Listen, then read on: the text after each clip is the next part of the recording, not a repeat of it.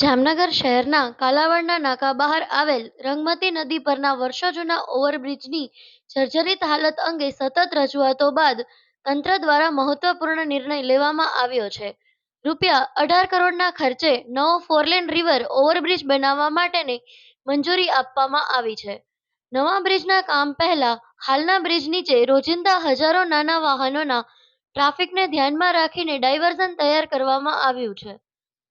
મોટા વાહનો માટે આ માર્ગ પર પ્રતિબંધ મૂકવામાં આવ્યો છે. આગામી મે માસ દરમિયાન જૂના બ્રિજને તોડી પાડવાની કામગીરી શરૂ થવાની છે. મોરબી અને ગંભીરા બ્રિજ દુર્ઘટનાઓ બાદ સલામતીના મુદ્દાને ધ્યાનમાં રાખીને નવા બ્રિજની માંગ વધુ મજબૂત બની હતી.